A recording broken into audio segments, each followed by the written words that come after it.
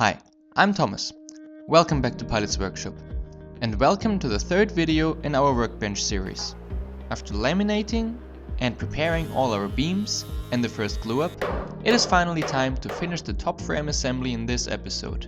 So we are going to make the inner support structure that will hold the top surface, and we are going to make the reinforced clamping holes in the side of the frame. So let's get started.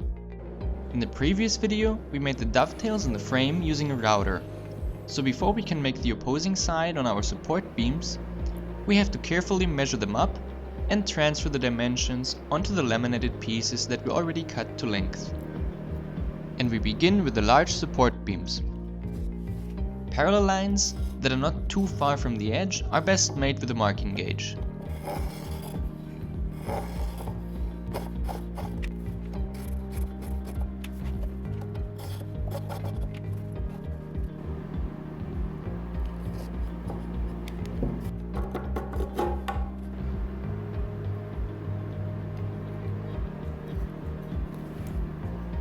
And the pencil takes care of the rest. Knowing myself, I always mark the waste material before starting to cut.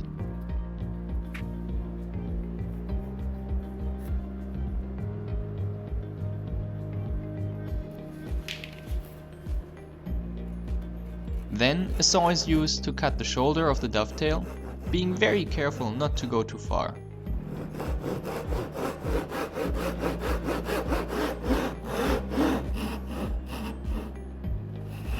And at last, the chisel makes easy work of removing the rest of the material.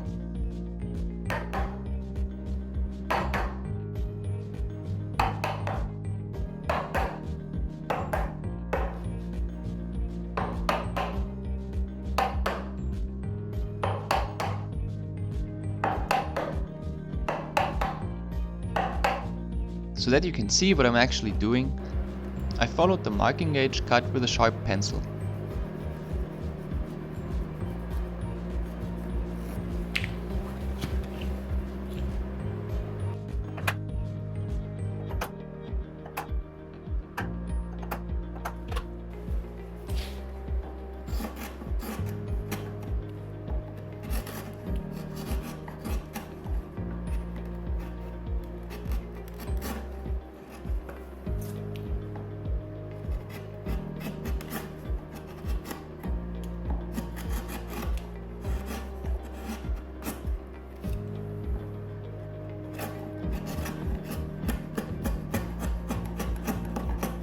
After the large support beams are finished, we come to the first glue up of this video.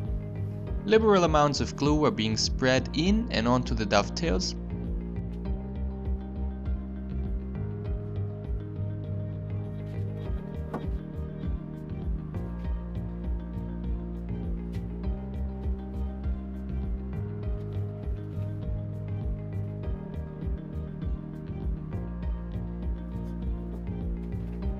And the beams get slided into position.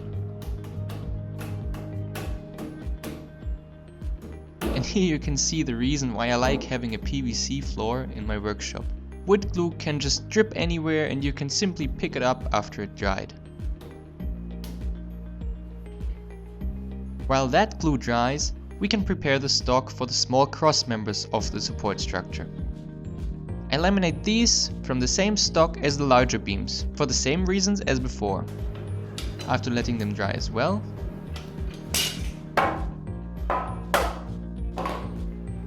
I cut them to rough length, making it easier to plane and joint them. Finally, they receive clean ends and their final length on the table saw.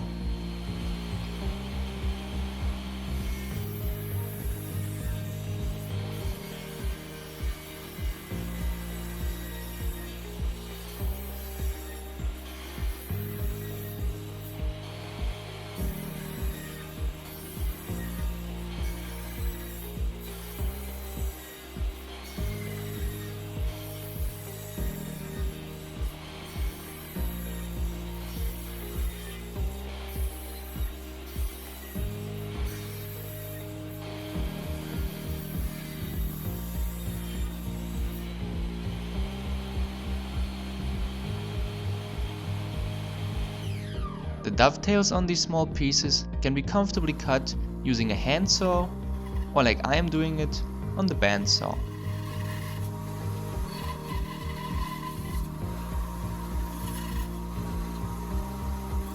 After that step, I placed them on our assembly and made sure to align them accurately over their opposing dovetails in the outer frame. That allowed me to simply scribe along with a pencil to mark the spots where I have to cut on the large support beams. Then, using a square, the sides of the cutouts can be marked and the depth of the cutouts can be marked again using the marking gauge.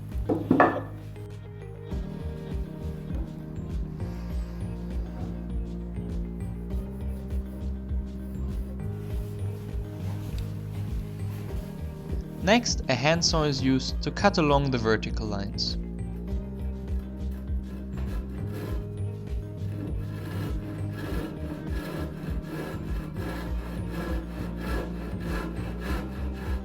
But you don't need to bother cutting all the way to the bottom. You can stop a bit before and knock the waste piece out with a chisel.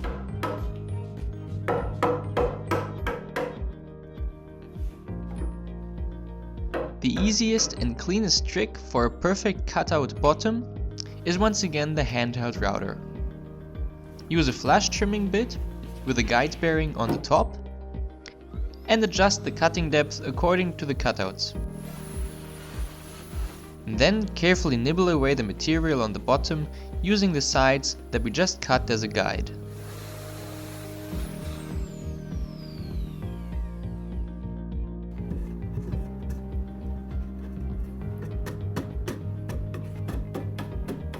Once everything fits and is checked with a dry fit, the small cross members can also be glued into place.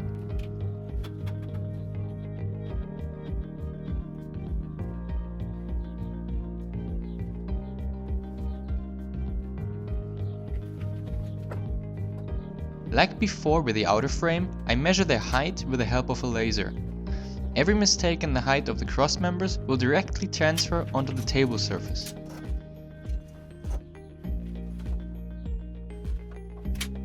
So I take my time making sure they all have the same distance to the laser as the slot in the outer frame that we used as a reference for straightness in the last episode.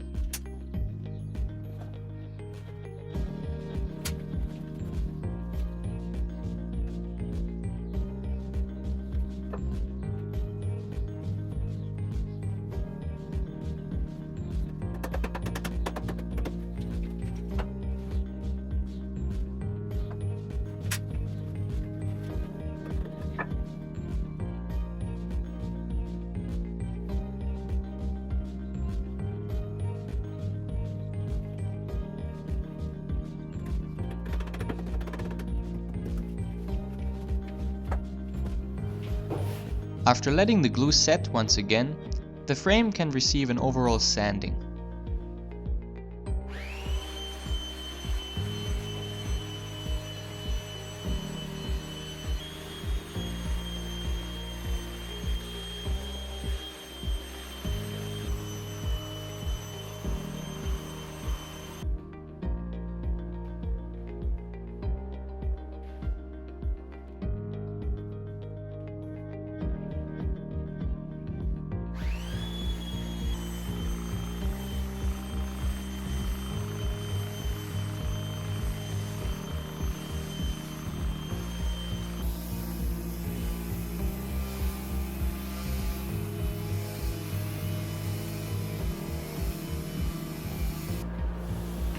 Now we finally arrived at the reinforced clamping holes in the side of the frame.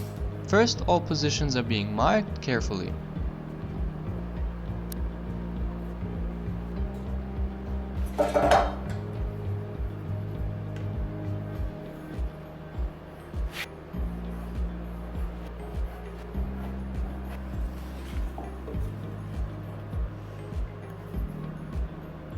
As the frame cannot fit under my drill press anymore, but I still wanted perfectly straight and perpendicular holes, I bought a cheap mobile drill stand. Of course, the holes can be drilled before the glue up on a drill press, but I simply forgot. To make positioning of the drill easier, I first cut a pilot hole using a 3mm drill bit.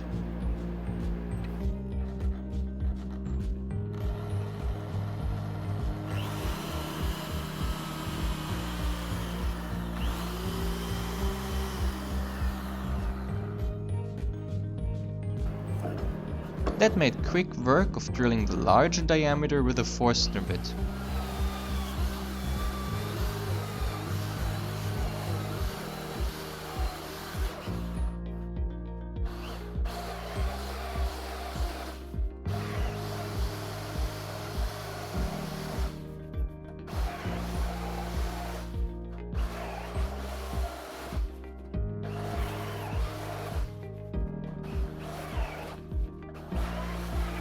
For reinforcing the holes, I prepared pieces of aluminium pipe. The outside diameter is the same that we just drilled, while the inside diameter is the one that I want for my clamping devices.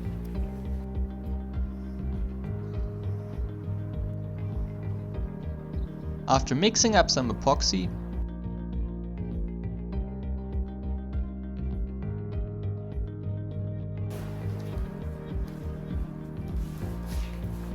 I spread some in every hole .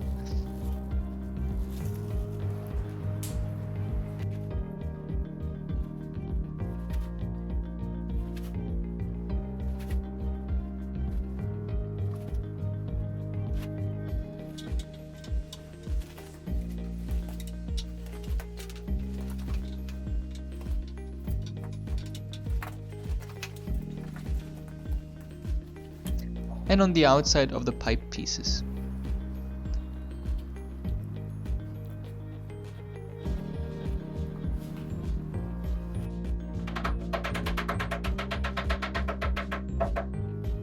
A rag with some acetone can be used to take care of the squeeze out.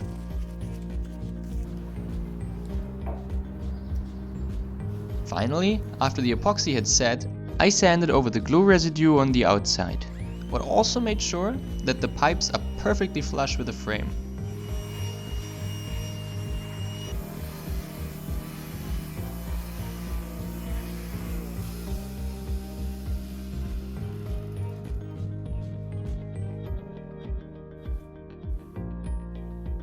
And that's it for this episode. For now, the frame can be put aside, so we can take care of the leg assembly in the next episode.